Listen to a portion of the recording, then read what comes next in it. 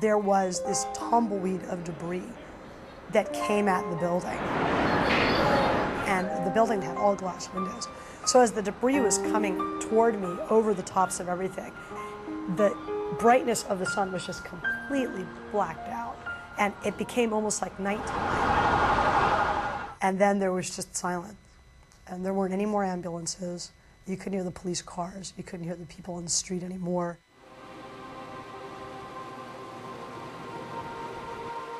And I walked up to the glass and looked out, and it almost looked like a blizzard had hit New York. There was the snow everywhere.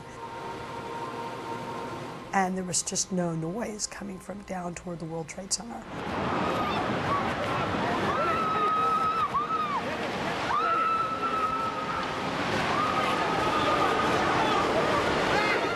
Which way to go?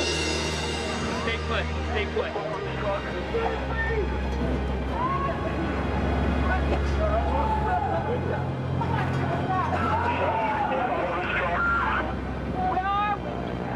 You're in front of St. Paul's Church on Fulton and Broadway. Which way to go? Plane crash in Somerset, Pennsylvania. We don't know if it's a big plane, a small plane, any relation to this. Plane down in Pennsylvania. Somerset County? Right, Somerset County, right. Yeah, get that map made.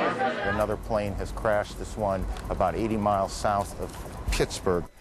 This is United 93. This took off, was headed for San Francisco. Once again, it flew way out, all the way out toward Ohio, and then took a drastic 180-degree turn, was headed clearly toward Washington, D.C.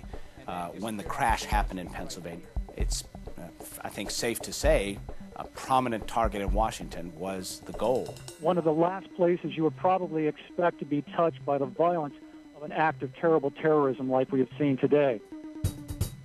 What we didn't know at the time was that there were 4 hijackers on board. And according to what we were able to later learn, the hijackers had taken the time to put red bandanas on their head. Armed with box cutters, they were able to take control of the cockpit and take control of the airplane.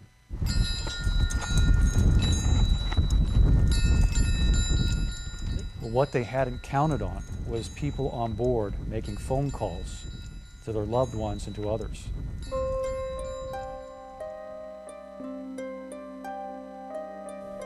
They knew then that they were next, and they decided to do something about it. They got together, they discussed it, and this is what really gets me. They voted. They voted to take back the plane. We walk around to the edge of this ridge area, which is about 300 yards from where the crash site was, and I saw smoke rising up out of what looked like a small pit. The plane hit so hard that most of the pieces were crumpled in on top of itself, collapsed right there in that crater. They found the flight data recorder about 15 feet down. It was extremely loud to the point where it was almost shaking the windows in my house. Next thing was over the horizon, there was a big, huge fireball. I'd say at least 400 or 500 feet in the air.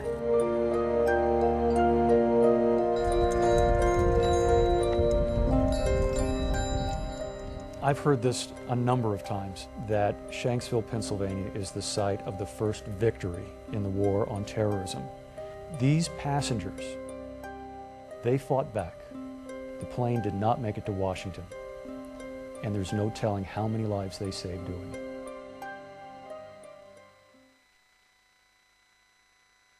There was a big impact with some noise. The floor shook, and we all evacuated.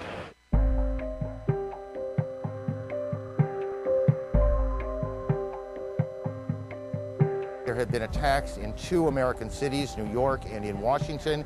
The trade centers here in New York have been hit by airplanes. In Washington, there is a large fire at the Pentagon. The Pentagon has been evacuated.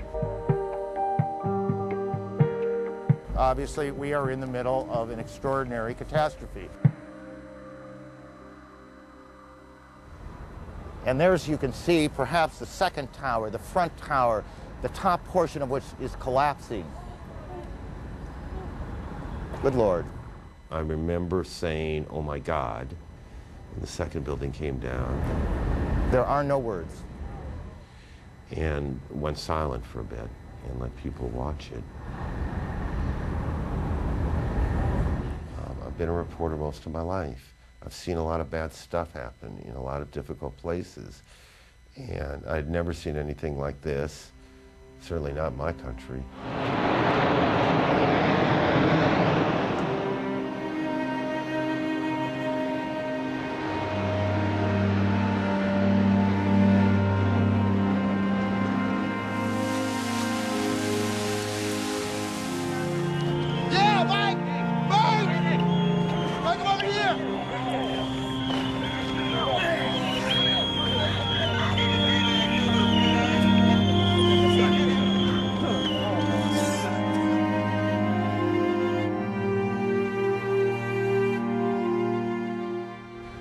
We've been talking about buildings falling, planes hitting, but this isn't about buildings falling and planes hitting.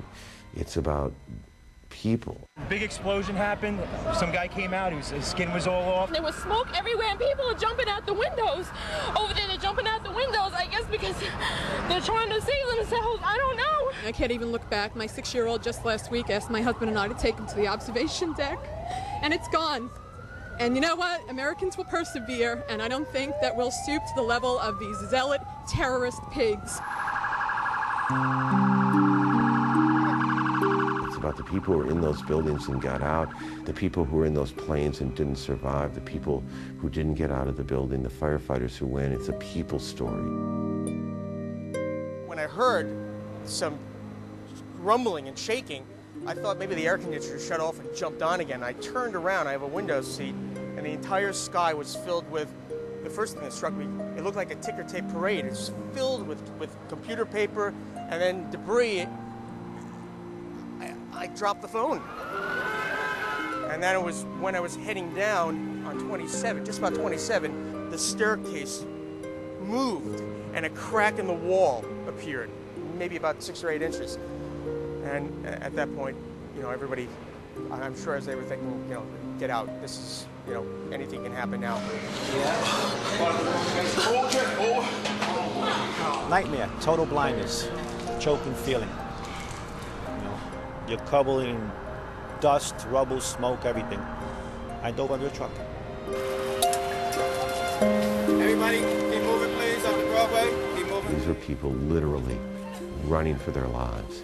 People literally trying to get their friends, their co-workers, people they'd never met before, out of those buildings.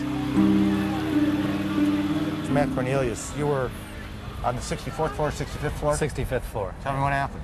I was just putting my stuff away, and all of a sudden we heard a loud crash, and the building started shaking, kind of moving like a wave. I remember talking to a guy who had gotten out, and he talked about coming down and the darkness and the smoke and the screaming and the fear.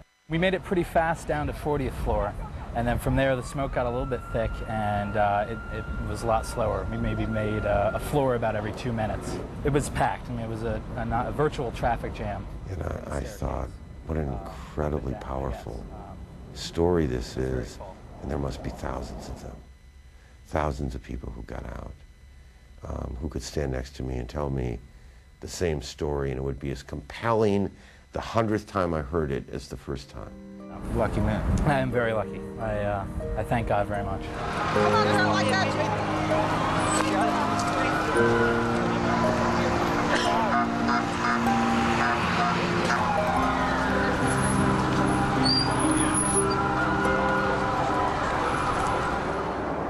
By my watch, isn't it exact to everybody else, it was 9:07 when Andy Card leaned over and whispered in the president's ear. This is Ann Compton with a pool report. I am with the president in Louisiana. He took the press pool that day, very small traveling set of reporters who were always with the president. Touchdown? We were not told where we would land until the time came. We do not know when, where, or how he is going to leave. That pool went with the president on Air Force One. He flew to Barksdale Air Force Base in Louisiana. The president has delivered to camera a statement that says that freedom has been attacked, but freedom will be defended. Make no mistake, the United States will hunt down and punish those responsible for these cowardly acts. I've been in regular contact with the Vice President, Secretary of Defense, the National Security Team, and my cabinet. The resolve of our great nation is being tested. But make no mistake, we will show the world that we will pass this test.